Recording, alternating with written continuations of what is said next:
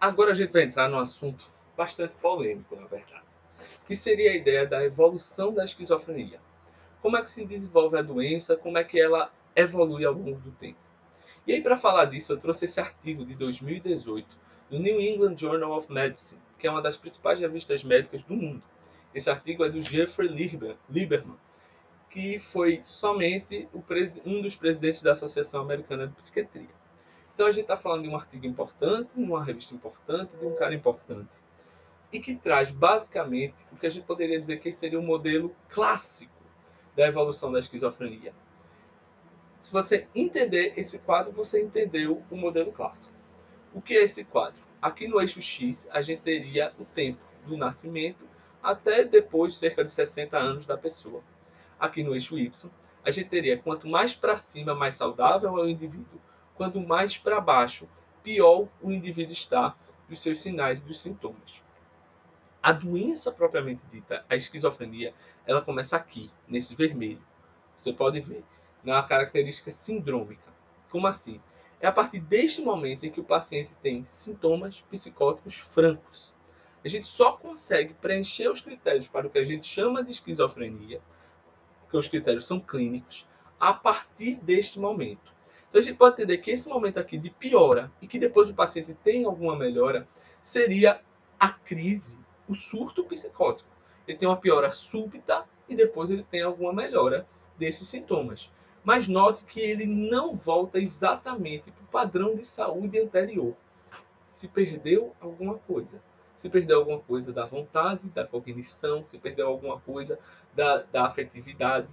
E aí ele vai ter novos surtos e a cada surto há uma piora daquele padrão de funcionamento. Até que ele chega um momento em que ele ainda tem surtos, mas esses surtos não trazem uma piora importante do padrão de funcionamento anterior. Seria o estágio crônico ou residual da doença.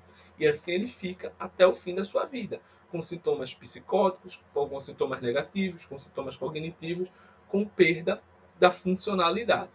Então, é importante você entender que a esquizofrenia começa aqui, a esquizofrenia clínica. Tem uma parte de piora e uma parte crônica ou residual. Essa seria a evolução clássica. E o que vem antes? O que vem antes é, antes mesmo de a gente conseguir dar o diagnóstico pelo DSM, a gente tem um período em que a gente hoje entende que a gente tem sintomas atenuados, que seria o período prodrômico, o período de início. Importante você entender que esse período de início ainda não é um diagnóstico pelo DSM. Se tenta fazer isso, se tenta dar esse diagnóstico, se tenta estabelecer critérios diagnósticos, os pesquisadores fazem isso, mas a gente ainda não conseguiu. Os critérios diagnósticos que se estabelecem, eles capturam pacientes que nem sempre evoluem dessa maneira. O que é que a gente queria? Um critério diagnóstico que capturasse o paciente, que ele sempre evoluísse para o período da esquizofrenia, porque aí a gente conseguiria intervir antes. Hoje a gente sabe que os nossos critérios diagnósticos não fazem isso. E hoje a gente também sabe que mesmo antes dele abrir sintomas atenuados, ele teria alguns poucos sintomas que seriam o período pré-mórbido, como se fosse realmente uma vulnerabilidade biológica. É o exemplo que eu dei em sala de aula. Hoje a gente sabe que, presta atenção, a maioria dos pacientes psicóticos tiveram algum atraso do neurodesenvolvimento, principalmente o atraso da linguagem. Mas eu não posso pegar esses pacientes que têm atraso da linguagem, pegar todo mundo que tem atraso da linguagem e dizer que eles muito provavelmente vão se tornar pacientes psicóticos esquizofrênicos. Isso não é verdade. O oposto é. Ou seja, a maioria dos psicóticos tiveram um período pré-mórbido onde eles já tinham uma vulnerabilidade biológica e aparentemente o atraso da linguagem é um desses aspectos. Mas a maioria dos pacientes que têm atraso na linguagem não terão psicose. Essa é a evolução clássica, vamos dizer assim, da esquizofrenia.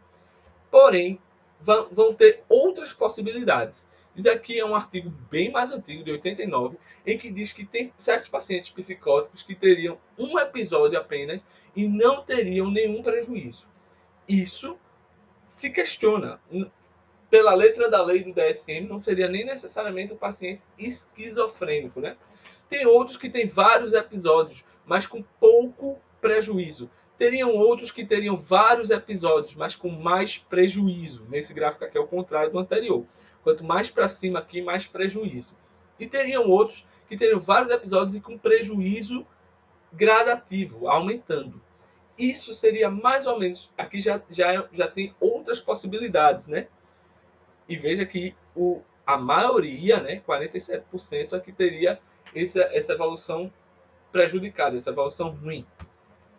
Mas a gente tem autores como o Rob Murray, que é o autor desse artigo, que vai dizer que a esquizofrenia nem sempre evolui mal. Eu trouxe esse artigo, realmente é um artigo importante, um artigo complexo, mas que eu trouxe basicamente pelo título mesmo. Olha o título: O mito da esquizofrenia como uma doença cerebral progressiva. Ou seja, ele vai defender a ideia que nem sempre a esquizofrenia evolui mal. O Rob Murray vai defender a ideia de que muitas vezes a esquizofrenia evolui, inclusive, bem. Então há uma polêmica sobre a forma da evolução da esquizofrenia atualmente. Eu gosto dessa tabela aqui, que é do Kaplan, da edição estendida do Kaplan, que não existe em português, existe só em inglês. Então essa é uma tradução livre, feita por mim. Ela diz assim: há muitos padrões de cursos possíveis, e você está falando da esquizofrenia, desde a recuperação completa até mesmo alterações psicopatológicas, cognitivas e de funcionamento sociais contínuas. Ou seja, há pacientes que podem se recuperar completamente, há pacientes que podem permanecer com sintomas para o resto da vida. Entre tais extremos, há um número substancial de pacientes que se apresentam com múltiplos episódios de psicose espaçados por remissão parcial. É o que a gente vê na forma clássica. Múltiplos episódios de psicose, mas que melhoram, espaçados por remissão parcial. Menos da metade dos pacientes apresentam melhora clínica substancial após um acompanhamento de 6 anos. Apesar dessas estimativas serem mais otimistas do que os dados iniciais dos pacientes institucionalizados, elas enfatizam o fato de que a esquizofrenia é comumente associada com a deficiência crônica, que afeta profundamente o desenvolvimento e a qualidade de vida da pessoa. Então é como se fosse assim, minha interpretação para o que o Kaplan está dizendo. Lá no começo a gente achava que todo mundo evoluía mal. Era a demência precoce para Krepler. Hoje a gente sabe que chamar de demência precoce é um exagero. Mas isso não quer dizer que a gente está falando de uma doença tranquila, uma doença que é só usar a medicação e os pacientes vão ficar sob controle. Não é isso. A esquizofrenia é uma doença séria, grave e que muitas vezes evolui com muito prejuízo ao longo da vida do paciente.